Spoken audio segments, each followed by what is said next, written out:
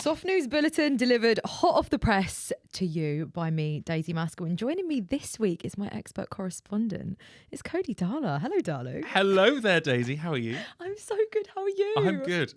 I feel like we're both like brimming with glee because today is, we've established, our favourite day of the entire year. Exactly. The temperature is just right. The level of light is just right. It's a crisp, clear day. It's a bloody crisp, clear day. It's a crisp, clear day. We live for it. I've waited all year for it, and here it is. I know, it's we're unreal. like those insects that like live for 24 hours and then just die, and that's their entire existence. After today, I'm going to go straight back to bed and not wake up till chrysalis. June. Yeah. What would you be doing if you weren't sitting here in a little room in the corner of the office? If I wasn't sitting here, I'd be sitting in another room. Would you? Probably. Probably thinking about the same things we're going to be talking about. There's lots going on in the world. Do you just sit in different rooms, just falling into an existential crisis? Exactly. I'm like a modern philosopher. I just sit in different rooms and sort of take on different kind of visible signs of distress.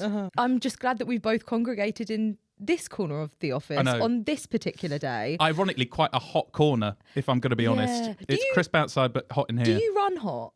Yeah, absolutely. You do. I'm a face sweater. Mm-hmm. And it's maximum embarrassment for the level of hot I am. Are you embarrassed about how hot you are? Or do you try and play it cool and you'll just allow beads of sweat to form? There's no playing it cool when I'm hot. But because the thing is, I look visibly from the outside like I'm drenched, but the rest of my body is dry. Okay. I don't sweat from the pits. It's just from the face. It's like all of my sweat glands are in my face, and it will drip. It's really unfair that it is that specific interesting guy made it really difficult for people to say I don't sweat. Like it just sounds so suspicious. Like, I just Prince Andrew'd myself. Sorry, Andrew Mountbatten Windsored myself. Yeah, I don't actually sweat. Sure. It's so unfair that like you just can't talk about being hot or not being hot anymore in a way that doesn't sound like you're a part of a. He's one really of the biggest sabotaged. scandals. Yeah, absolutely. Yeah. You're just commenting on your body heat, and the next thing you're in the Epstein files. It's a dangerous path to tread. Yeah. Oh dear. Well, moving on.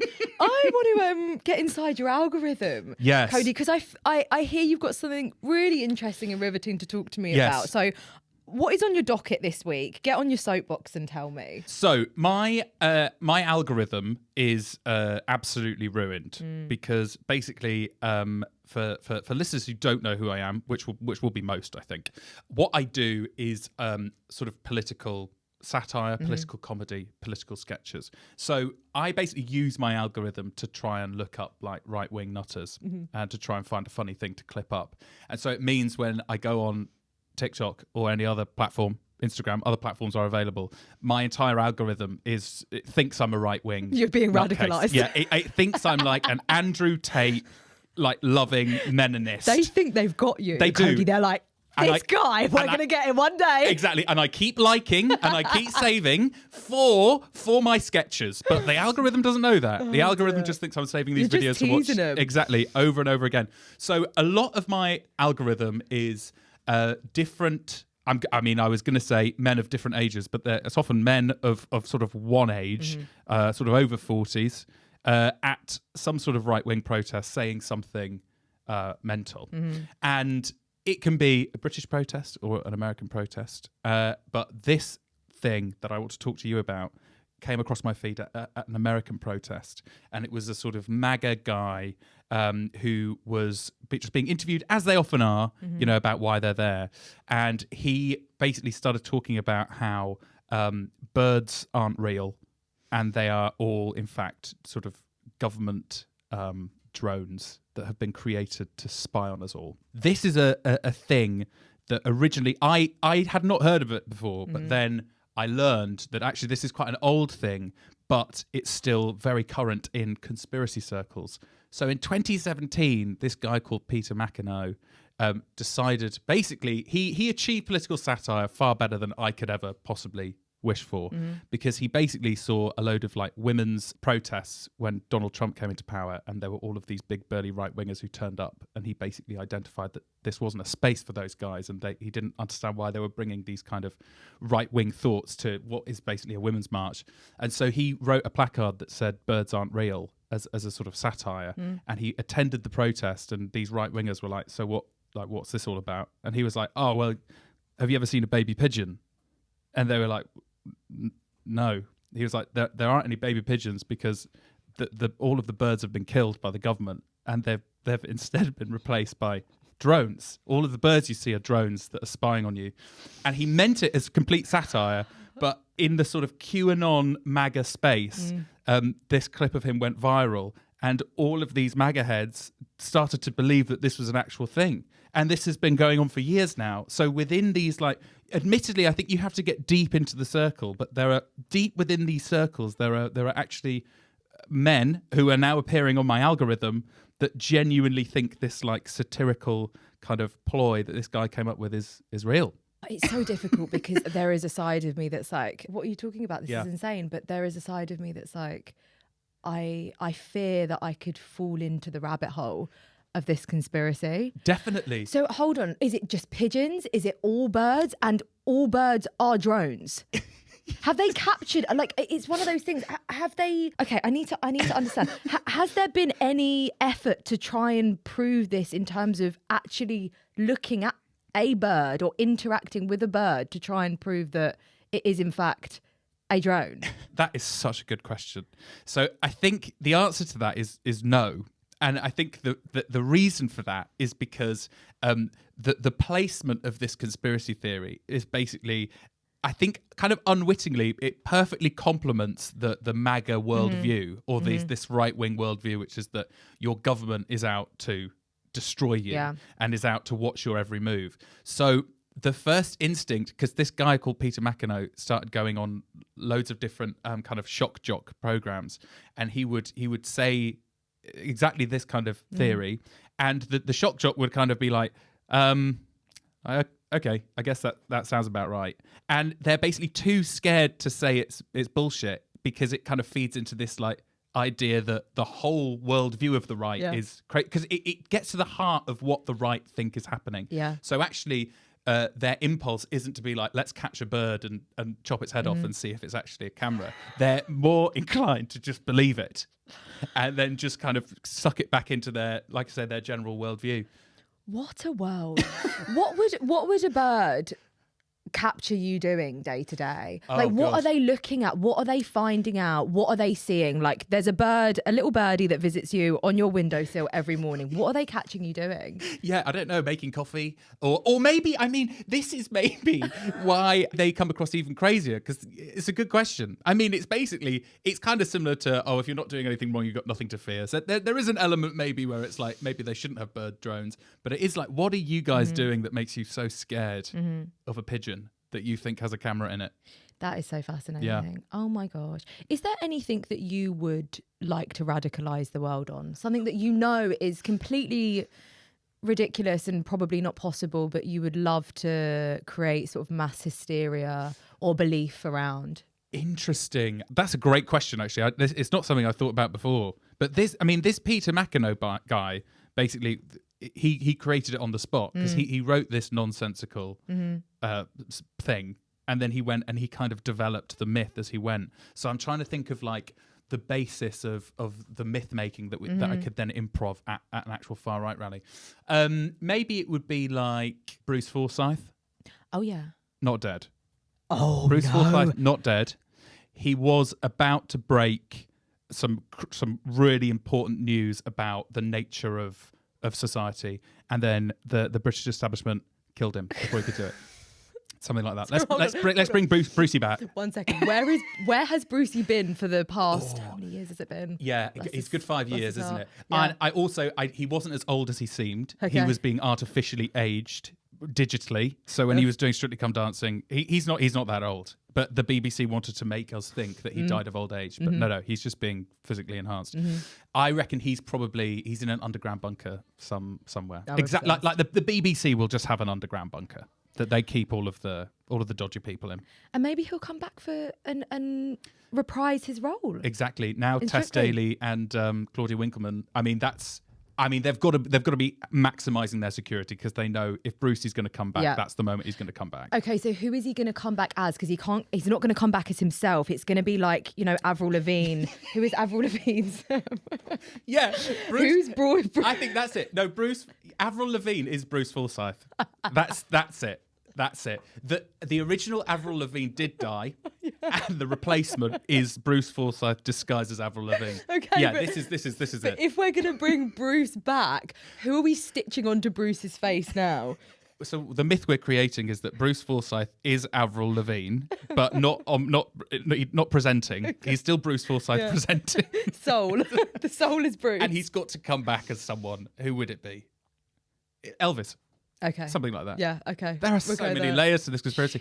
But you would think that's a similar level of ridiculous than birds aren't real. Yeah. There are people out there who think birds are not real. They think they've all been killed. That's the theory. That's the world we're living in.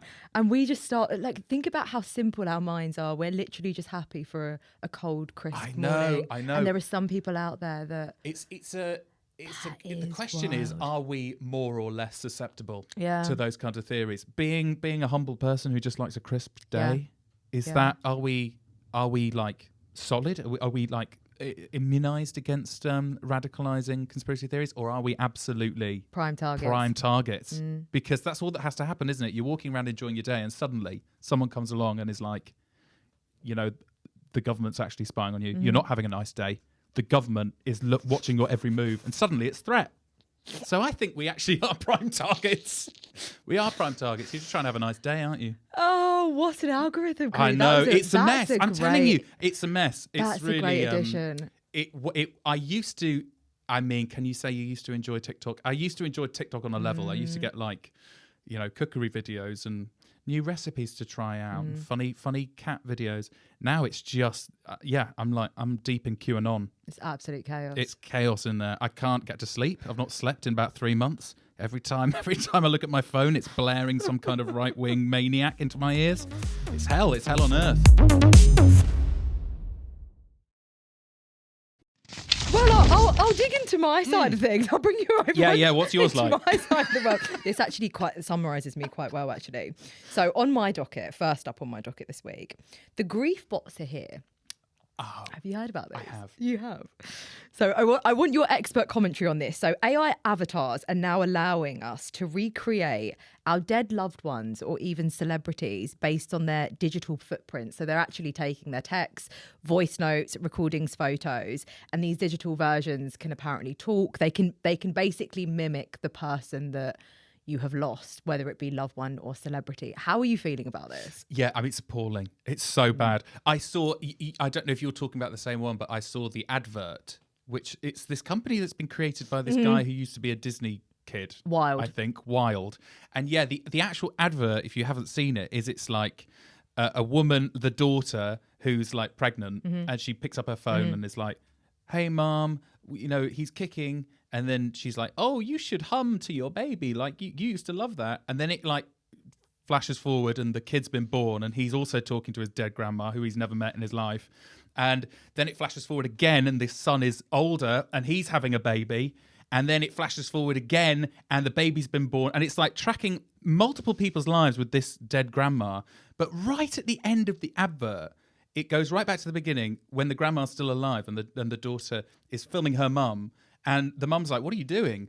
And then she's like, oh, just bend a little bit. It'll just take a few minutes. She was like, what is this? I'm like, this grandma doesn't even know she's being uploaded and becoming a trapped AI sentience in a phone. She doesn't know. We've turned grandma into Abba Voyage. It's Abba Voyage. Yeah, but honestly, I couldn't believe it. I was like, she's not even consented to this. It's so traumatizing. Do you know what I always think as well, particularly with the celebrity side of things? It's one thing this company being and this service being available, but there are certain people that, again, haven't consented to this. And I always find this with celebrities. I find it with Janet Jackson in particular. Oh. I always feel so terrible watching those videos when Janet Jackson has to interact with a Michael Jackson tribute. Do you know how triggering it must be to constantly have people coming up to you, talking to you dressed as your dead brother? Like, it's absolutely, like, it's just too much. I'd never even thought about that. And you know, a Michael Jackson tribute, they die hard. They're like moonwalking. It's horrendous. They're moonwalking up to her and then going, my God. Absolutely awful. Michael. Yeah, I'd never ever thought of it like that. So are you trying to say that these AI, they're basically just digital tribute acts? That's basically what they are, tribute aren't acts. It's yeah, it is Abba Voyage for your grandma through the generations. It is crazy. How in touch are you with the other side? Do you dabble in it? Are you interested in AI, but also just death in general? Is it a subject that you're... I'm obsessed with ghosts. Mm-hmm. Are you? Yeah, I love ghosts. I love the idea of ghosts. Have you seen a ghost? Do you know what? I mean, when I was little, I may have seen a ghost. Did you could you interact or no? So this is a real family tale, because basically my mum is convinced we had a ghost, and when I was little, I was like, yeah, we had a ghost, because I told my mum about it, and then she started hearing the ghost, and now I don't really believe in it, and my mum goes mental. She's like, how can you not believe in it? And I was like, well, I was like 8 years old. I think I might have made it up. But I don't think I did. But anyway, the point is, I am obsessed with death, but not in like a kind of, like a scaredy cat way. I mean, it's ultimately, it's like the essence of our being, isn't it? And I think that's, the threat of death kind of reminds us every day to sort of embrace life and do new things. I think what this AI stuff challenges is being able to like grieve. Yeah, I think it's because like, again, it's an inherent part of the human condition to like lose loved ones, and that in its own way is like a learning process, and you learn things about yourself, and you have to cope. And it's, I think, another kind of a slightly more stealthier encroachment of technology on like a basic human feeling. Like if we start having AI relatives, it's like they're not gone, and then but they are gone. So it's kind of sad that your real relative is dead, but you're like, oh, I don't feel anything because I'm chatting to them digitally. But what I could get behind is an AI tribute of yourself that is just slightly shit, like all tributes are. It is you, but it's like 10% shit. It's like, is it like hologram, or is it like one of those photos that you can actually put a video on that just play on repeat on the dressing table? But the hair's slightly wrong. You're wearing clothes that you wouldn't quite wear, but sort of look like what you wear. Your voice is a little bit off. That's what I want the AI grieving robot. Yeah. Hey, it's Cody. It's like, I don't remember him sounding like that. I think that would be good. I'd invest in that. I love it. Yeah, I'm there with you on that. All right, next up. How about this one? Apparently, you can get pregnant with one baby and then get pregnant with another. No. So this revelation came from a guy in the UK. This was something that was on my algorithm this week, who took to the internet to talk about a situation his family's going through at the moment. So relatives of his, they were having a baby via a surrogate, and at their second scan, they found out that the embryo had actually split and they were expecting identical twins. So excited, like double the excitement. Everyone's going out buying double of everything. However, 6 months later, when the surrogate gave birth, the twins looked nothing alike. So they're thinking, okay, maybe they're not identical. They're also babies. Babies don't look like each other. They didn't think anything of it. And then they're like the edges of a lasagna. Yeah, right? exactly. They're like skin like, lumps. Okay. Yeah. However, the hospital then do the tests to check the baby's blood types, and they're different from each other. So they're like, there's something going on here.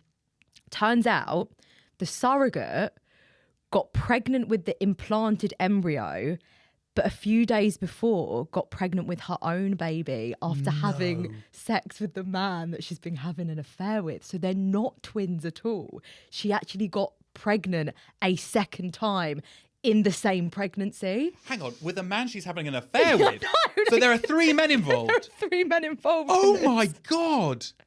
Did you know that it was I had no idea that it was medically possible to conceive baby one and then a few days later conceive another child. I had no idea. Like, how do the amniotic sac, do they is there one amniotic sac? So I think in the scan, when they saw two babies appear, they just assumed that the babies split and they had their own. That's like, sacs, what are the chances of that? I know, right? And also, what a way to find out your wife is cheating on you. Exactly. That is so bad. Can you imagine? It's like, for me, it was giving bird in a bird. Do you remember the bird in a bird in a bird? Do you remember this? No. It was like a viral sensation. I want to say when Kerry Katona was doing Iceland adverts. Right. They brought out this bird in a bird in a bird. I think it was for Christmas. Yes, I think I remember this. It was like a goose, and then inside the goose was like a chicken, and inside the chicken was a guinea fowl or something. Exactly. And do you remember how controversial they were? This passed me by. The controversy passed me by. The controversy was horrific. It was, if you had one of these bird and a bird and a bird on your Christmas tables, you were a terrible person because it constituted as you killing three beings. It was really where the UK drew the line. That's where we became vegan. Yeah, and I think what I found interesting about that as a situation was we tend to do this a lot in the UK. It's like we're okay to a certain point, and then it's like it tips the arsehole meter. The same happened with tender stem broccoli. Everyone was like, if you ate tender stem broccoli, it was like, oh, you're up yourself. All of a sudden, tender stem broccoli got a new publicist, and now it's like the everyman's. We're all agreeing that it's better. I see. However, if you're eating Cavolo Nero, you're an arsehole. Really? I wonder if we're going to get that shift again. I mean, but that to me suggests that it's a storm in a teacup. We're in storm in a teacup territory. Like, I don't understand why. Like, there's like 100 cows in like a Big Mac. Like, I don't know why people are. Don't quote me hold on. that. There's 100 cows in a. Well, as in like it's not all from one cow. A Big Mac. Why did they get that in the ads? That's kind of believe it or me. not, it's. I mean, I don't want to be sued by McDonald's. So, but I remember watching Super Size Me, and that was one of the things they talked about because they all get put into a big churn, don't they? Right. So, I mean, or any burger or sausage like that. Yeah. God knows how many actual pigs are involved in a normal sausage. Mm-hmm. So, I think it's a little bit hypocritical of people to be like 3 birds. Yeah. No way. Like, well, you might have 3 chickens a week. That's excessive about chickens, but it's possible. I don't see why. Simply stuffing a bird inside another bird is somehow tips the arsehole meter, but maybe it's Kerry Katona's fault. Maybe. Controversy follows Katona. It does. Bless her heart. That was an interesting time in the UK, wasn't it, when she was doing Iceland adverts? Yeah, I mean, it's a very, actually, it feels like quite a modern scandal, that, because you would be like, yeah, it's a sort of celebrity doing a advert. Little do they know they're about to get pummeled in the press because they're advertising 3 birds. Yeah. Yeah, it feels like a very modern How scandal. barbaric. She was way ahead of her time in a way. Yeah, it's so fascinating in the UK as well. It's like we just don't allow people to forget where they came from. I think it was because this bird in a bird in a bird was positioned as quite a affluent, like, oh God, you're spending your money. And it's like, we're happy to celebrate people to a certain extent, and then you just have to come in and humble them. Yeah, it's true. Yeah. It's like you can have your bird in a bird in a bird, but you're going to be on the front page of the Daily Mail. It's so fascinating, isn't it? There's this lady on TikTok. I think she's like one of those like luxury countryside creators. Yeah. And she's obviously changed a lot over the past sort of 5 years since she's been on the internet. I think she's been on the internet a little bit longer. And she does all of these wonderful things, and she lives this wonderfully affluent life from the looks of it. But you go in her TikTok comments and people will not allow her to forget that she's actually from Watford. It's under every single post of hers. I love that. Is remember this lady's from Watford. Or it might be Watford or Milton Keynes. Wow. One of the two. And I just think like we just don't let people move. No, we don't. I mean, but you're right. I mean, we're a nation of social climbers. But I think maybe to an extent. And then it's like you've lost us. But I think that's like I mean, no one likes people to pretend that they're somewhere they're not. Yeah. I think it's like you can be from Milton Keynes and you can have a bird and a bird and a bird every weekend in your countryside manor if you want to. Yeah. But you must caveat that by saying you are from Milton Keynes. I think that's absolutely fair enough. Yeah.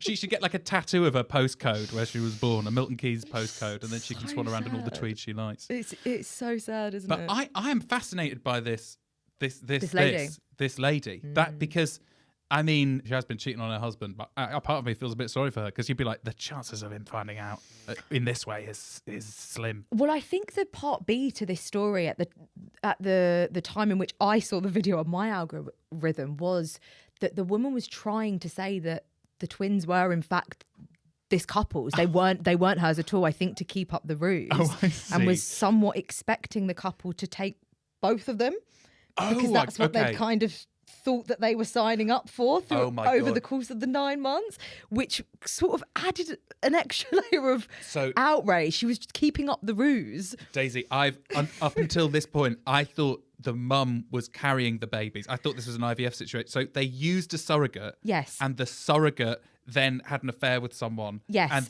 oh my God. Yes.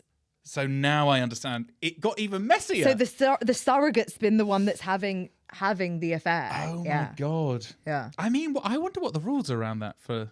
I don't know. I think from, as I said, the last time I checked, I think they're with their respective mothers now, and the surrogate has decided to accept the fruits of her affair, which I guess is somewhat of a happy story. Is it a happy story or not? I don't know. Yeah. I don't know. TBC on that the happiness and of that you've got ending. double of everything as well. That's the problem. The family's bought two prams. I think they could, because it will be with the dad's sperm, wasn't it?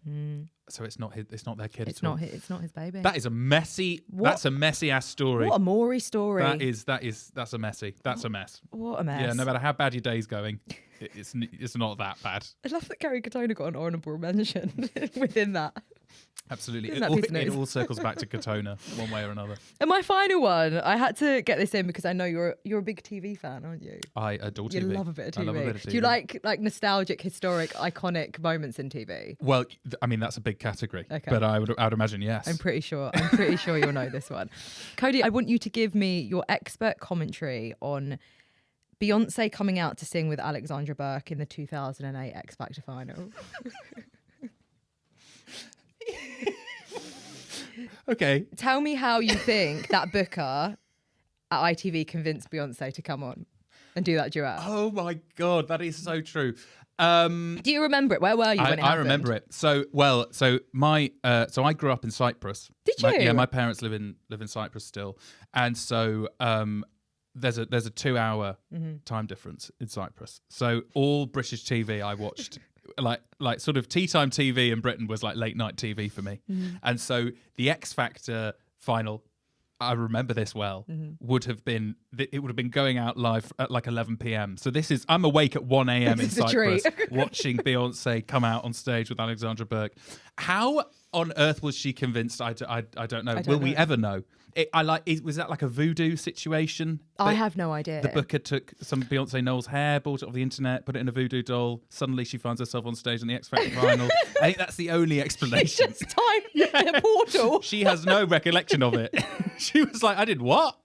Yeah, she's there. It's Beyonce. Isn't that just absolutely insane? Like, it makes me think, God, was X Factor must have been popping off, and it was the thing that every single person in and out of the country was watching at that time. But I just cannot believe that.